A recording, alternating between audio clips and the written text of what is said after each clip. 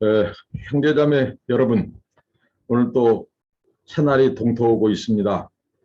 우리 이 시간 잠시 묵상 기도하고 찬양 부르겠습니다. 하나님 아버지 감사하고 감사합니다. 저희들 지난 밤도 편히 잠자게 해주시고 또 새날을 허락하셔서 우리가 하루의 첫 시간을 구별하여 아버지 앞에 드립니다. 영광과 존귀를 받으시옵소서.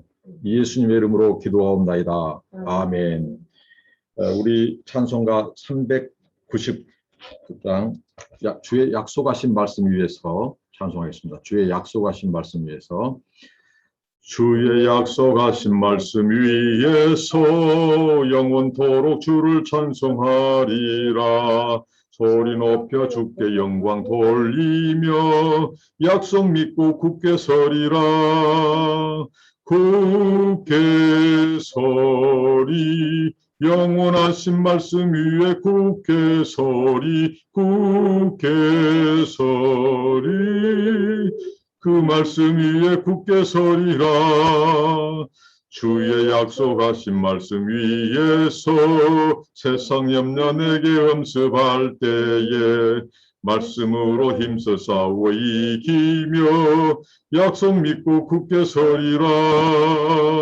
굳게 서리 영원하신 말씀 위에 굳게 서리 굳게 서리 그 말씀 위에 굳게 서리라.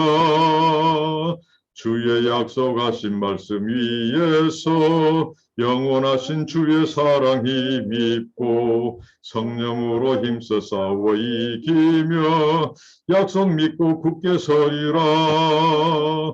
굳게 서리 영원하신 말씀 위에 굳게 서리 굳게 서리 그 말씀 위에 굳게 서리라.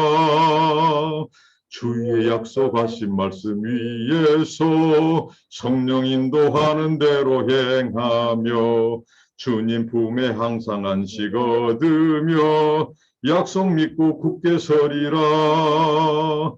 굳게 서리 영원하신 말씀 위에 굳게 서리 굳게 서리 그 말씀 위에 굳게 서리라. 아멘. 하나님의 말씀 출애굽기 10장 1절부터 20절입니다. 출애굽기 10장 1절부터 20절. 제가 특별히 12절부터 15절까지 읽도록 하겠습니다. 여호와께서 모세에게 이르시되 네 손을 애굽 땅 위에 들어 메뚜기로 애굽 땅에 올라와서 우박에 상하지 아니한 밭의 모든 채소를 먹게 하라. 모세가 애굽 땅 위에 그 지팡이를 들매 여호와께서 동풍을 일으켜 온 낮과 온 밤에 불게 하시니 아침에 비쳐 동풍이 메뚜기를 불어들이니라.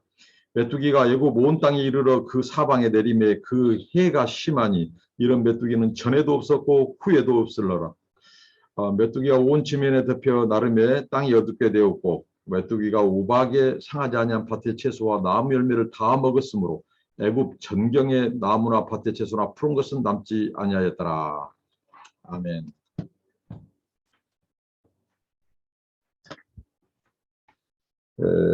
어제 7번째 재앙을 통해서 하나님께서 이제 정말 출애굽의 서강이 비치고 출애굽의 점점 이제 다가옴을 우리에게 느끼게 해 주었습니다.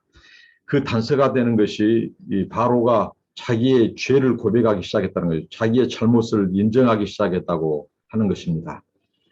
오늘 8번째 재앙은 바로 이제 하나님께서 이 메뚜기 재앙을 보내십니다. 근데 오늘 이 말씀을 드릴 때에 특별히 10가지 재앙을 이야기를 할 때에 특별히 3가지 패턴이 있습니다. 먼저 하나님께서는 모세와 아론을 바로에게 보내셔서 재앙을 선언합니다. 하나님의 백성을 보내라 하나님을 예배하게 하라. 이렇게 말을 하고 그 다음에 이제 재앙이 이행되죠. 그리고 바로의 반응이 나옵니다. 반응이 어떻게 그에 대해서 반응하였는가. 지금까지는 계속해서 바로가 완악하고 강팍하게 그렇게 반응을 했죠. 오늘 하나님께서 이 모세와 아론을 여덟 가지 재앙, 그러니까 여덟 번째 재앙을 내리시기 전에 하나님께서 보내시죠. 그러면서 바로에게 이렇게 말합니다. 하나님께서 이 표징이 되리라. 너에게 표징이 되리라. 하나님이 하나님 되심을 바로에게 알게 하리라는 것이죠. 그리고 하나님께서 여기에 곁들인 것이 있습니다. 일곱 가지 재앙에서 언급하지 않는 것, 그것은 바로 이스라엘 자손들, 후손들에 대한 얘기를 하십니다. 하나님께서 지금까지 바로와 그리고 그 신하와 이집트 백성들 그리고 이스라엘의 그 어른 세대들, 당대 그 사람들에게 하나님이 누구신지를 알게 하리라. 내가 나 여호와인 줄 알게 하리라. 이 재앙을 통해서. 그런데 이번에는 하나님께서 너희 자손들, 너희 후손들에게, 이스라엘 후손들에게 이 출애굽 이야기가 전달되어야 할 것을 말씀합니다.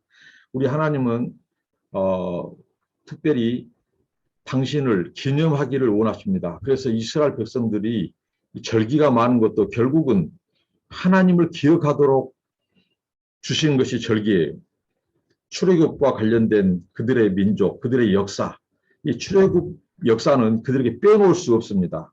그 후손들이 이 이야기를 듣게 하셨고, 그래서 하나님이 역사에 어떻게 개입하셨고 그 민족을 어떻게 구출하시고 구원했는가를 그 후손들에게 출애굽 이야기를 가르침으로써 그들이 하나님을 찬양하고 기억하고 기념하고 예배하도록 하는 것입니다. 그러니까 이스라엘 자손들은 그 자기 민족의 정체성을, 자기들의 정체성을 하나님과의 관계 속에서 찾았다는 것이죠. 그래서 미래의 소망을 가져다 주었을 것입니다. 그들이 고난과 민족적인 역경이 왔을 때 출애굽의 하나님을 떠올리면서 애굽에서 자기들이 종살이 했을 때, 노예 민족으로 있었을 때 하나님이 그들을 구원해 준 그 역사를 하나님은 기억하게 하셨고 기념하게 하셨습니다. 그걸 오늘 말씀하십니다. 그러면서 이 바로에게 이 재앙을 내리게 하시는데, 여덟 번째 재앙은 왜 하나님이 내리셨을까? 지금까지 공통점은 무엇입니까?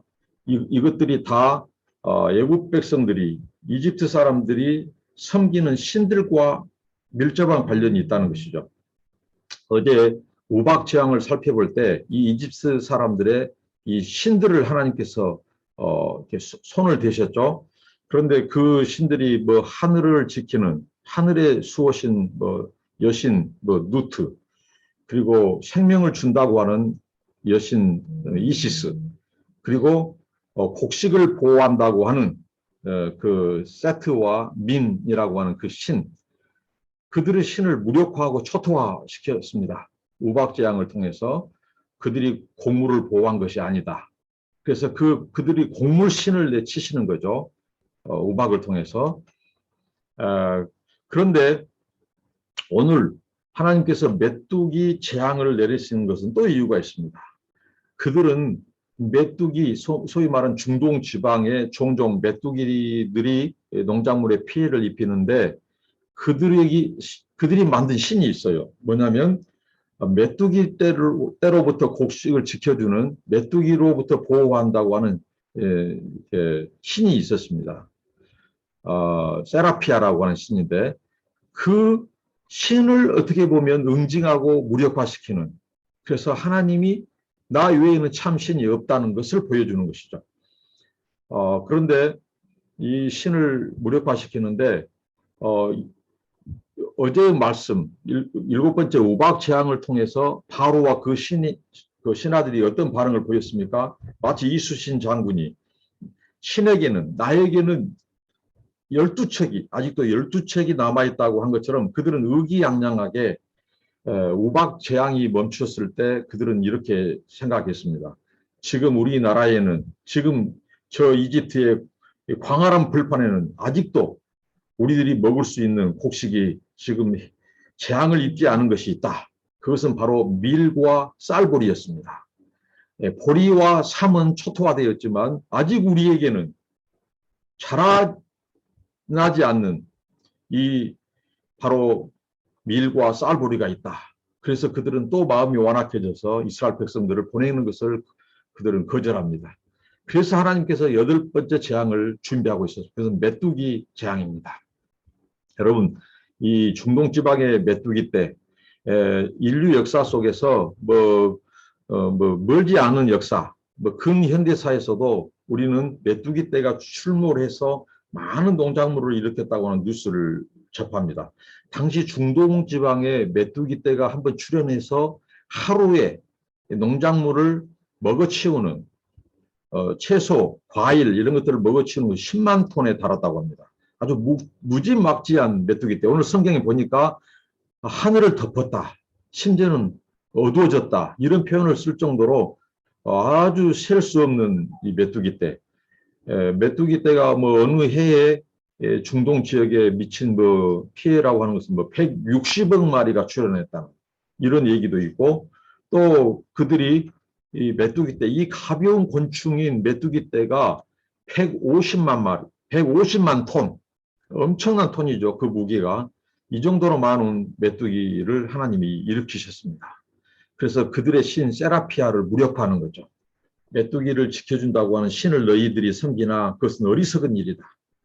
그래서 하나님께서 이 재앙을 내리셨고 7번째 재앙에서 이 우박 재앙에서 살아남은 이 곡식, 이런 야채, 채소들을 이 메뚜기를 보내서 다 먹어치우게 하는 것입니다. 이게 바로 메뚜기 재앙입니다.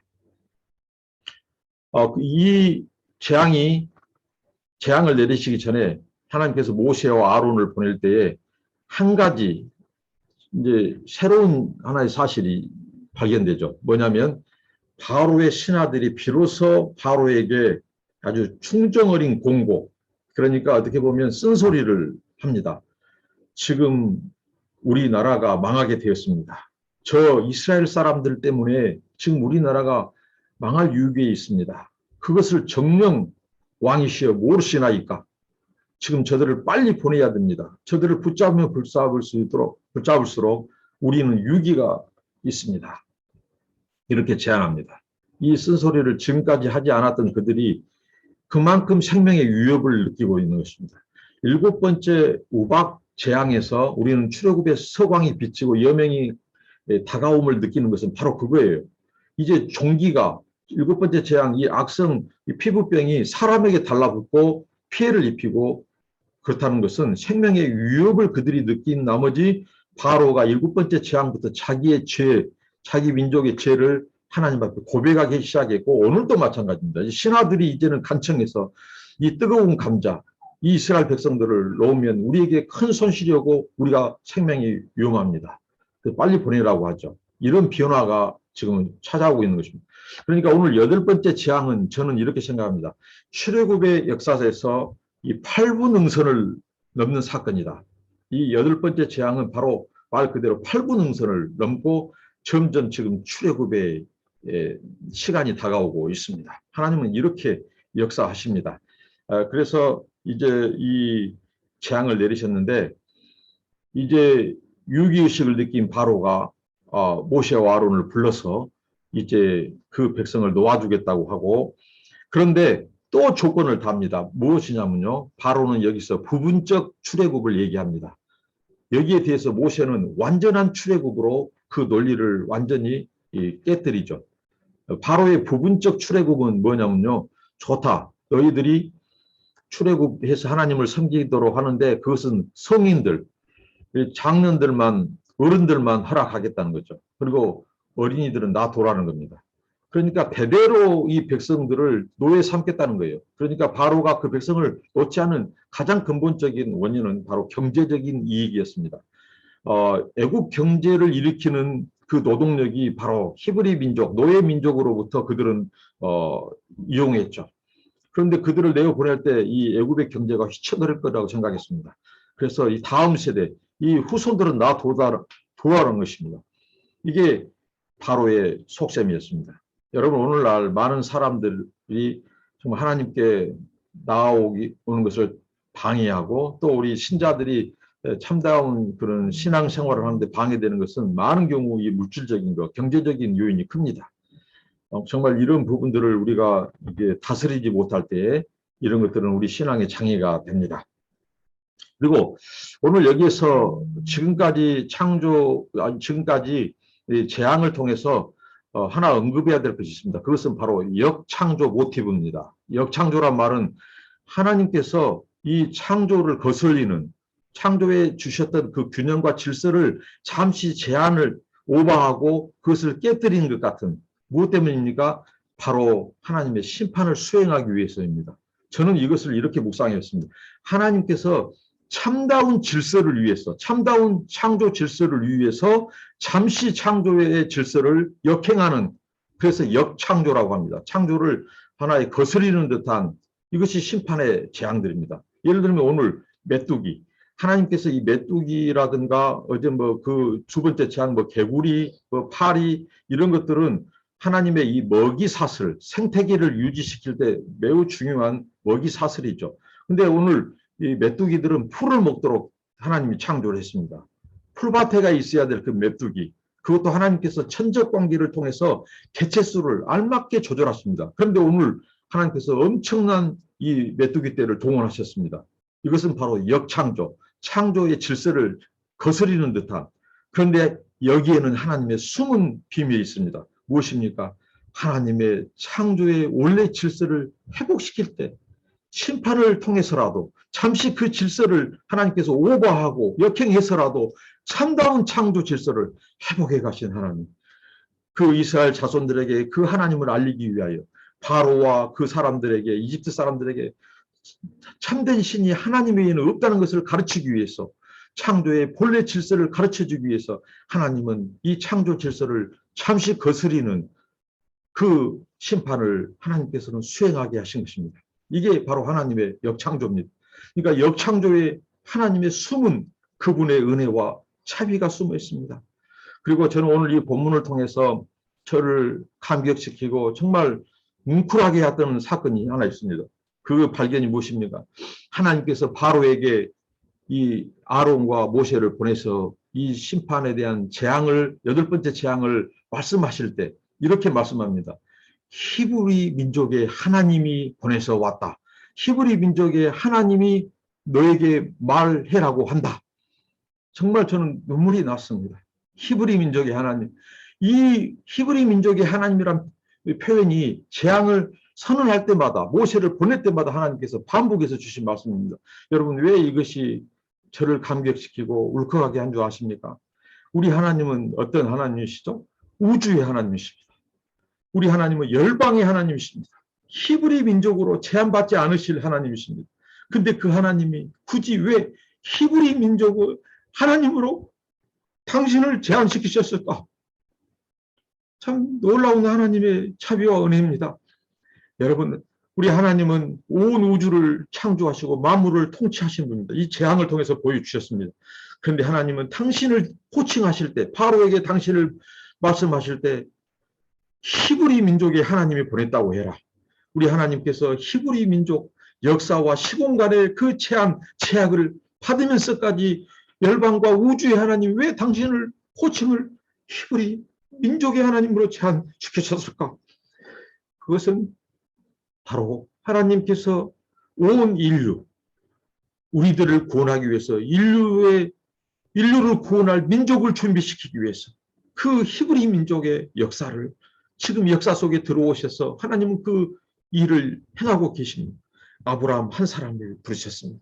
그 한 사람에게 민족을 약속하셨습니다. 이제 그 민족이 430년 이집트에 종살이하면서 생육하고 번성해서 이제 민족을 이룰 만큼 만해졌습니다. 그들을 이제 구원해 내셔서 적과 꼬리는 약속의 땅 가나안으로 인도하셔서 그 민족을 민족으로 보존하셔서 그 민족 가운데서 하나님께서는 메시아를 출현시키시고 인류를 구원할 원대한 구원의 계획을 가지고 계셨습니다.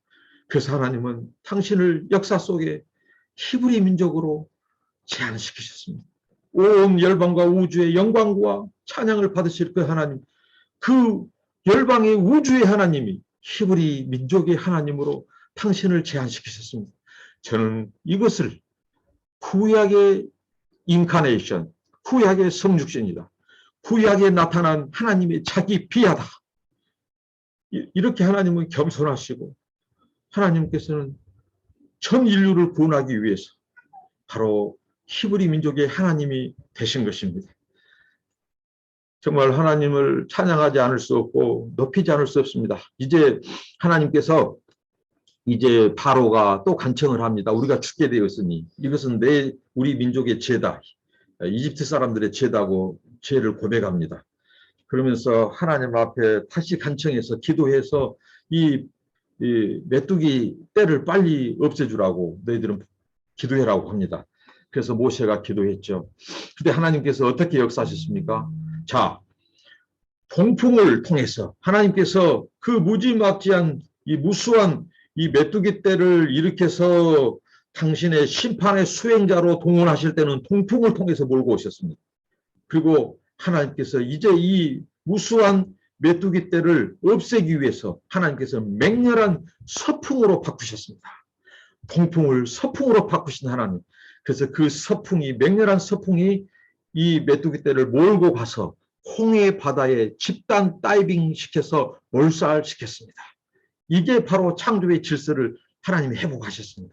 심판을 수행하시고 하나님께서는 이제 그 역창조하시고 이제는 다시 하나님께서 그 메뚜기의 개체, 그 메뚜기를 몰살시킴으로써 정상적인 생태계의 먹이사슬, 창조 질서를 회복시키셨습니다.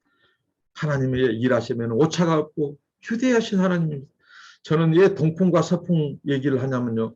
하나님께서는 성경 시편 104편에 하나님은 바람을 그의 사신 신하로, 그 다음에 불꽃, 화염을 그의 사역자로 삼으신다고 했습니다. 여러분, 우리 시대와 역사 속에서 등장하는 이 바람, 태풍, 우연이 아닙니다. 하나님께서 이 모든 것을 그의 종으로, 신하로, 천사로 부르십니다. 그리고 불꽃, 무슨 폭염, 이런 모든 것도 우연이 아닙니다. 하나님이 다 그의 사신, 사역자, 종으로 부르시는 것들입니다. 하나님은 때로는 동풍을, 서풍을, 또한 남풍을 통해서 또 하나님께서는 이 작물들을 메마르게 하기도 하고 북풍을 통해서 북쪽 군대를 끌어오기도 하고 하나님께서는 서남 북풍을 다스리시는 하나님, 바람을 종으로 삼으시는 하나님. 그렇게 해서 하나님은 우주 만물의 창조자요, 주권자요, 보존자요, 섭리자이십니다. 그래서 그 모든 것들을 자기 심판의 도구로, 자기 군대로 동원하셔서 하나님의 구원 역사를 이루시고 우리를 부르시는 하나님. 그 하나님은 참으로 위대하고 영원토록 우리의 경배를 받으실 분입니다. 여러분, 하나님께서 모든 만물을 주관하고 다스리는 하나님께서 우리의 삶, 또 우리의 일터, 사역, 우리 자녀들, 우리 민족 역사 속에서 개입하셔서 제2의 출애굽에 들어가 우리를 자유케 하고 우리를 풀어주고 하는 그런 출애굽의 역사를 이루시고 하나님께서 영광 받으시기를 기도합니다. 기도하겠습니다. 하나님 감사합니다. 오늘 8번째 재앙을 살펴보았습니다.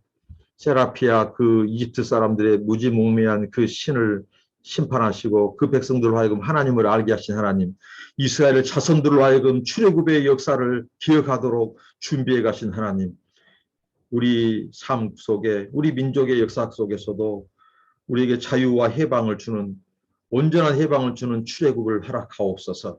하나님 아버지, 출애굽은 부분적인 출애굽이 아니라 완전히 우리가 그 땅을 벗어나야 될 것을 말씀하신 아버지 하나님, 감사하고 모든 영광 받으시옵소서. 예수님 이름으로 기도합니다.